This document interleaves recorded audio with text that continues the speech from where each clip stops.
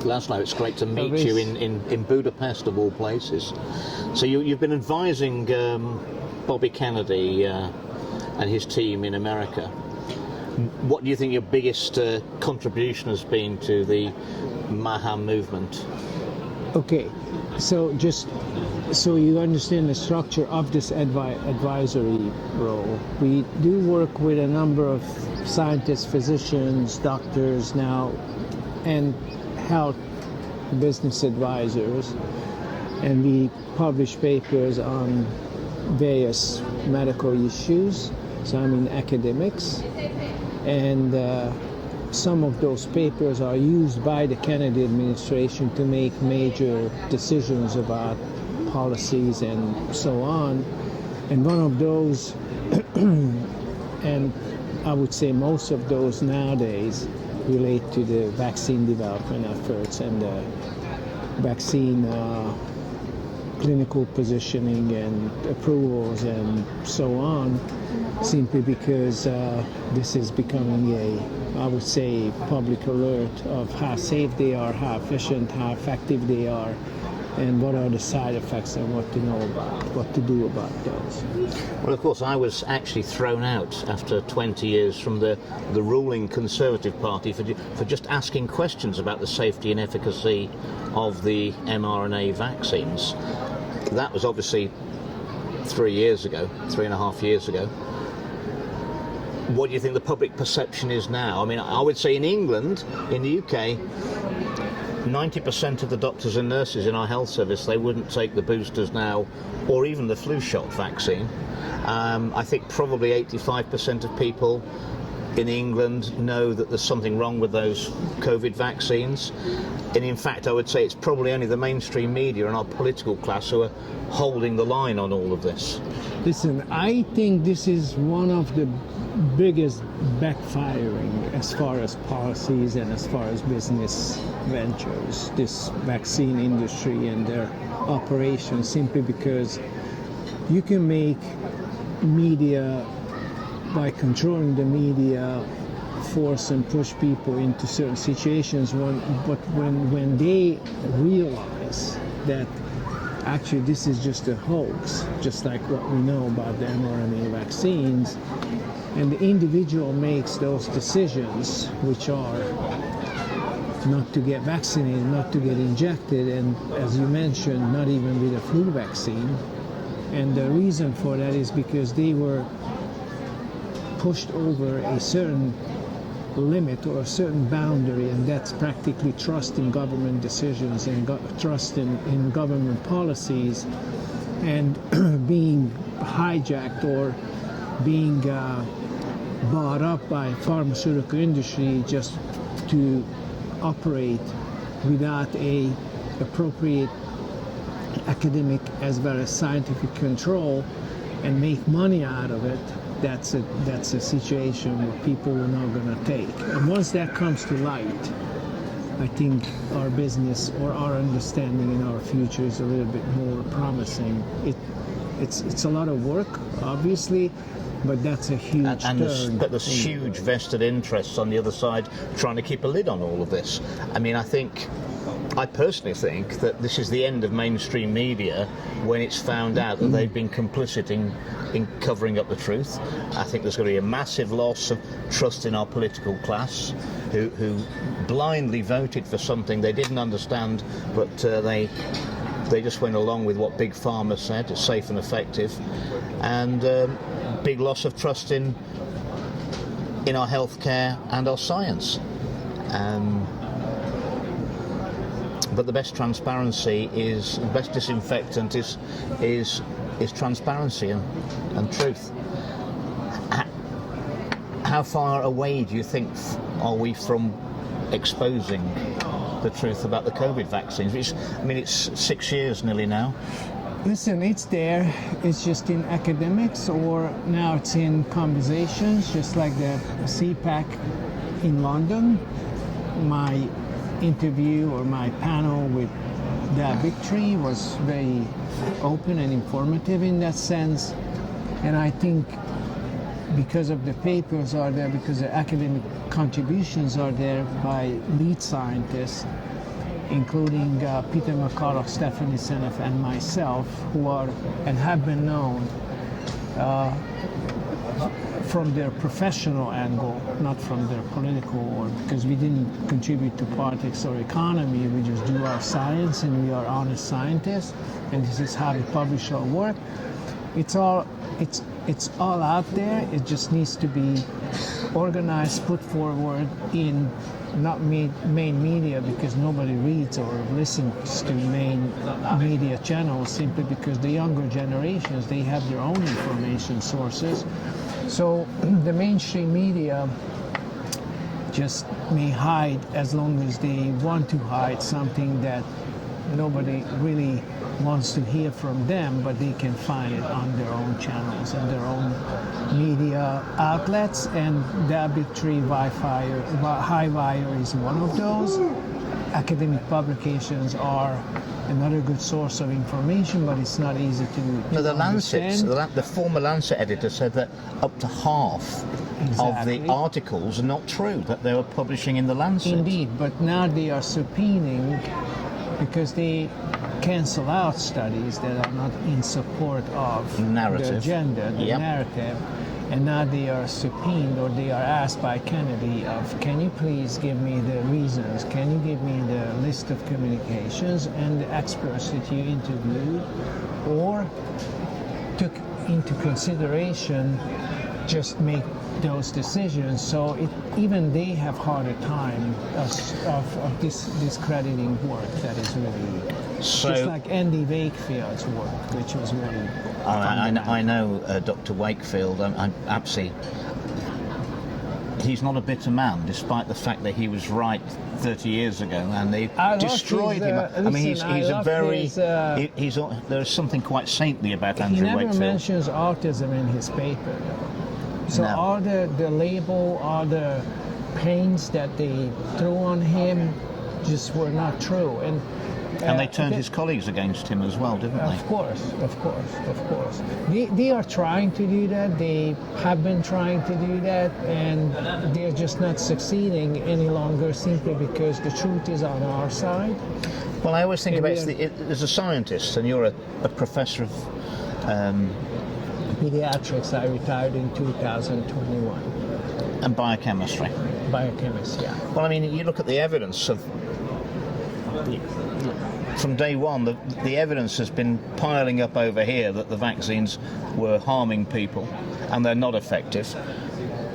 But it's not as if there's a pile at all on the other side. I mean, have you seen any evidence since the vaccine rollout that they are actually have any efficacy and are safe? Well, again, this whole vaccination approach, injecting something into the muscle, is really truly, from the science point of view, is not the valid approach to Can you take us through what happens when you inject?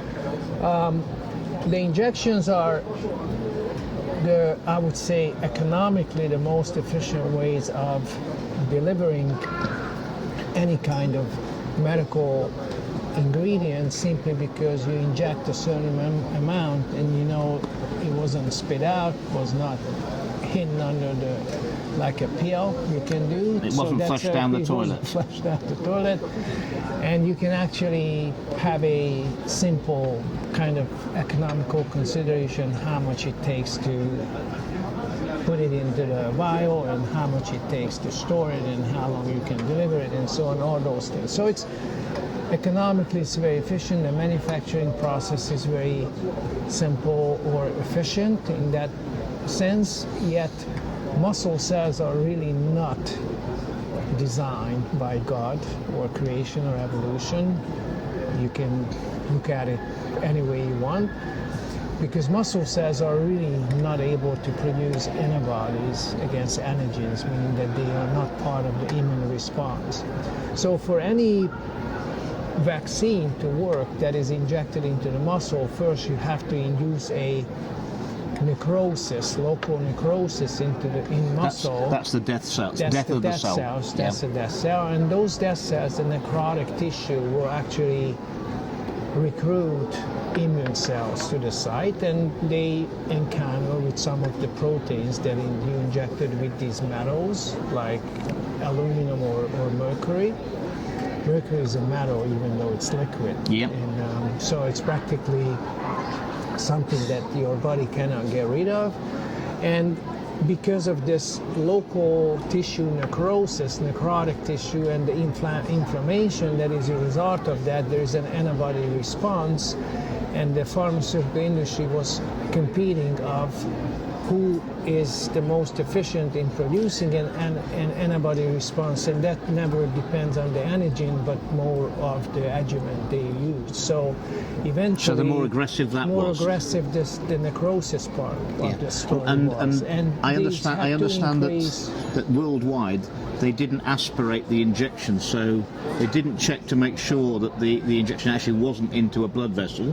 Yeah. What would happen? What happened if instead of going to the deltoid, gets delivered to other organs, and it does again over time necrosis. So if that went round to your heart, could be local tissue necrosis of the dose that is delivered to that organ, because mercury and aluminum, our body or our cells don't really know what to do with it because it's a metal, and biology was never kind of humans weren't really designed to have mercury inside their body. In their bodies, and in fact, for that reason, all vaccines that are injected into the muscle or under the skin are first to cause a local tissue necrosis as a result of that, an immune response. And that's why you have to repeat these injections, simply because it's not the full sequence of events of a normal immune response. This is something in between, which is very inefficient. There are no memory cells that are generated, so you don't get lifelong protection against any disease that Didn't they have to change the definition of vaccine to accommodate the mRNA and DNA so-called vaccines? A normal immune response includes a epithelial. That means it goes through your digestive system or your respiratory epithelial cells. So those are the cells that are on top of those mucosal membranes, and those cells are able to turn into dendritic cells that present the antibodies, and antigens can be produced to immune cells, and some of these immune globulins then start riding on killer T cells or lymphocytes, and those are I would say, the highest and most specific immune response deliverers against an antigen throughout a lifetime, meaning that you don't have to get measles twice, or you don't have to get mumps twice, you don't have to get rubella twice, or hepatitis A. Once you survive that, you may not have even symptoms of that. You have lifelong immunity, and that's the. But of course, when it came to COVID, no account was taken with vaccination really about whether herd immunity you'd already had it. Of course, they left out even the protein or peptide or antigen of a virus source. They started using mRNA, but because it has a short half-life, they had to stabilize it, chemically modify it, and they made such modifications that this is really incompetent with immune response and with health, for that matter. So it's really truly a disastrous situation what they did. We've already talked about how Bobby Kennedy's trying to put things right in America.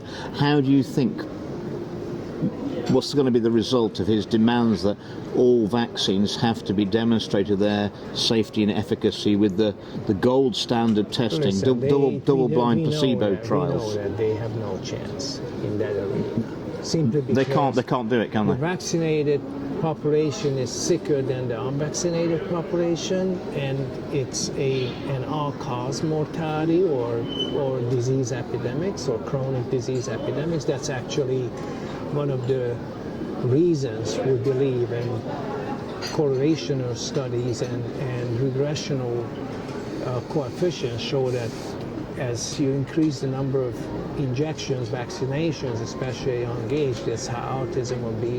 You just, in connection with the food supply and the processed foods and the industrial food delivery systems, they actually cause a huge chronic disease epidemics that Bobby is trying to fight.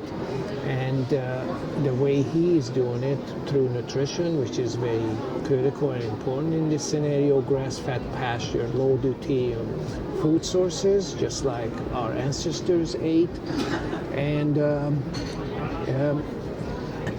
limit the number of injections. And this is Bobby's agenda, President Trump's agenda, for good academic medical reasons. That's why I step in with my colleagues. So after all, the way out of this situation is just doing the opposite of what the way in was of this situation, and that's food, injections, and that pretty much would take care I did say in the UK Parliament several years ago that we need to get the politics out of our science and get some real science back into our politics. When do you think Bobby Kennedy's measures are going to come to the crunch with Big Pharma? How long did he give them to come up with the evidence of the safety and efficacy? About a year from now. About a year? Because some of those clinical trials already registered.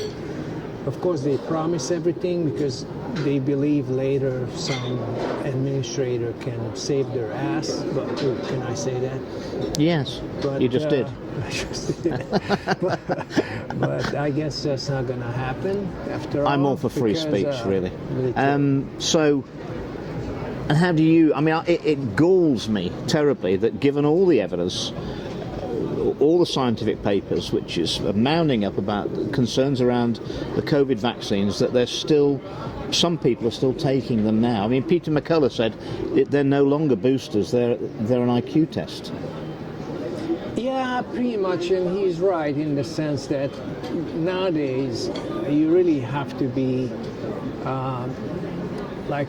someone who is judging the situation from the very wrong end, simply because if you just look at the public health situation, just in general, if you look at the all-cause mortalities, if you just look at your neighbors, just get on a city bus and just look around. You're going to see in the UK, since the vaccine rollout in the UK, directly temporally linked, 2 million people extra are unfit to work in the UK. Yeah. And infertility, through the roof, chronic disease, and you name it, practically. And is it what we've been told that in a big pharma, a patient cured is a customer lost? Is it that? Yeah, pretty much. Is it that much about greed? Because actually their business is keeping people sick as long as they can get all the money they can through this process. So a tablet for everything and a cure for nothing? Yeah, practically that's what it is. And the only way of staying out of it is practically literally stay out of medical care, food industry, injections, and so on. So she'll just stay with your pastured village people, animals, resources, and so on, and just keep the old times, just to prevail in your community, and get knowledge from very ancient scriptures and so on that are actually nutritional, lifestyle, and belief, and spirit, and control. Because my degree a long time ago was in biological sciences and bits and bobs, and obviously, humans don't evolve very quickly, and what we're actually consuming as our food, our diet in the so-called developed world, it's changed out of all proportion in the last 100 years. Oh yeah. And we can't change that fast, can we? Listen, so the food we've been eating for tens of thousands. We cannot change at all. It's not like fast track or slow track in that sense. We cannot change at all. And I tell you why. And that's medical biochemistry, but you have to bear with me.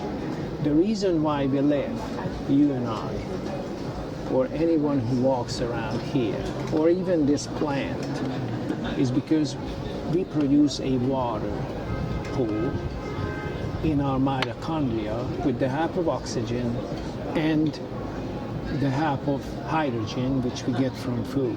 Now, the oxygen part is easy to understand because if somebody falls in water and cannot breathe, have They about die. a minute, they die. And then the ambulance comes, and if they can restore oxygen supply to the cells, then resuscitation is successful. If not, then that person is buried. Now, the hydrogen part, so it's H2O is this water that we produce. It's matrix water or mitochondrial water or metabolic water. It doesn't matter how you name it. It's practically this water production that's what keeps us alive. This is our spirit practically. This is what's living matter in us. This water production and turning over. Now the food carries the hydrogen part, but the hydrogen has a stable isotope called deuterium, and it's also in food. And that breaks this water production system. And Well, so that's that's why heavy hydrogen, deuterium. And that's why we have to be very conscious about what we eat and what's the source of it, because if it's not grass fat, pastured animal fat, or interiors or meat, then it's high in deuterium if it's industrial food, and it breaks these mitochondrial water producing ATP synthase nanomodules, and we are pretty much dead, in the sense that just a matter of time why and how. So it's the deterioration of the efficiency of the mitochondria. Water. Exactly. This mitochondria, this metabolic water, the only way you can actually And make so that explains the system, gradual decline of people. Exactly. Now, industrial food, actually they make dissolved vaccines in heavy water, deuterated water. So actually kind of providing deuterium-rich food in the form of processed food from the environment, then it's practically asking for disease processes and very bad public health situations, which the pharmaceutical industry thrives on, simply because then come the medications. The doctor never asks like what you are eating or where it is from. They just kind of keep prescribing simply because that's their job to be. Well, I mean, they study medicine, so they're not studying health or well-being. They're studying medicine. They're not so they come in. Teaching You come in with your symptoms, and they're going to say, "Here's your medicine. Here's your medicine." Exactly. And if you get some side effects, I've got another medicine here for you. So Bobby is talking about mitochondrial diseases as the source of chronic disease epidemics, and that's where we are. It's Well, I mean, to explain to the audience, probably the mitochondria in every cell, they're basically the power station. It's actually a water producing plant from oxygen and from food-derived hydrogen. And in the meantime, as oxygen is reacting with hydrogen, there is a ATP synthase nanomodule that is spinning in the meantime, producing ATP. Now, this mitochondria is loaded with heavy hydrogen isotopes, which break these nanomodules, and this is a maternal inheritance. It's mitochondrial Yes, it's from the mother, genes, from the egg. From the egg. It cannot be. There are no alleles to it. There's no genetic variation. There's no evolution. You cannot adapt to industrial processed food with high deuterium. I understand. Simply because your mitochondrial always come from the maternal line. Tunnels. These are proton tunnels. These are they can only process protons, or these 13 proteins that the mitochondrial circle or maternal DNA contains, and those genes were never given to the nucleus, simply because the mitochondria and the female mitochondria, meaning that the egg's mitochondria. But the mitochondria has its own little bit of DNA, doesn't it?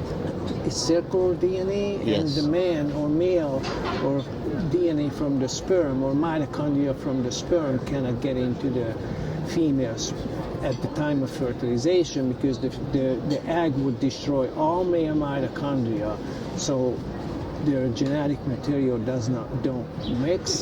materials don't mix, and for that matter, the mother is protecting the baby of all these proton tunnels cannot be altered or changed.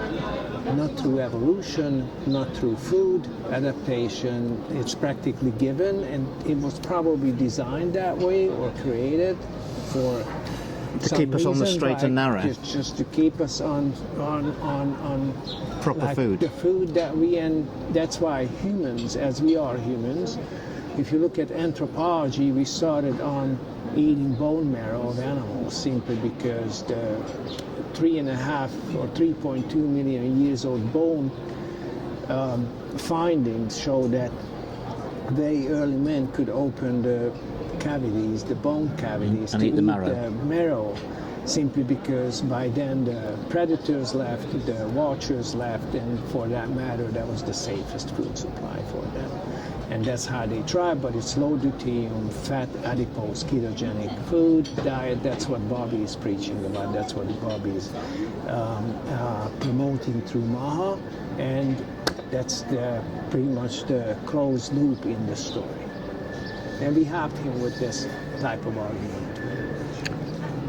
Well, Flo, that has been absolutely enlightening. Thank you for sharing your thoughts, and you certainly made me think about these matters even more deeply. This information is very, I would say, ancient in the sense that all the nanomotor, the hydrogen, the maternal DNA, a codon, a pregnant belly of a like the form of shape of a pregnant, deuterated methanol is, and there's a bird migration pattern from Alaska to Australia, 13,000 kilometers without landing or refeeding. That's a mitochondrial challenge, which now from the angle of medical biochemistry we could solve this riddle, but it seems that God or whoever designed the system gave us this Tatarloka disk, which is a 7.2 thousand years old finding, which has all these details that I was just talking about to you, which is kind of surprising or even shocking in the sense that, well, we can continue this conversation because I'm going to send you a presentation that covers this to and where were these discs found? Oh, in Transylvania, close to the Moros River, in 1961. And they've only just been translated or decoded? I did my interpretation. There are many other interpretations, but me as a medical chemist or medical biochemist, this is how we interpret it. That would be fascinating. I'll send you the copy of the presentation that I'm sending to the Bobby's guys, the conservative American Trump's guys, which I met them at the Jack and Sat and Jack's wife. We met at the CPAC meeting in London, and I'm copying one of the opposition political leaders from Romania, who they keep this in Transylvania in a museum, this disc. But that explains all that we have covered here in a very ancient way, in a very ancient language. It's very surprising, very shocking, but truly this is not the first time humanity destroys itself. I think we have to kind of make the move before that happens, simply by understanding biology from bottom up. And that's practically mitochondrial water production, mitochondrial nanocompartments, deuteronomics, those sciences. And if you base your thinking on these very ancient and very solid biochemical principles, work with the human body, not against it. Work with your own body. You know what to put in your mouth, and you know what to inject, or just not inject anything of that nature under your skin. Thank you very much. Thank you, sir. Thank you. We'll speak again.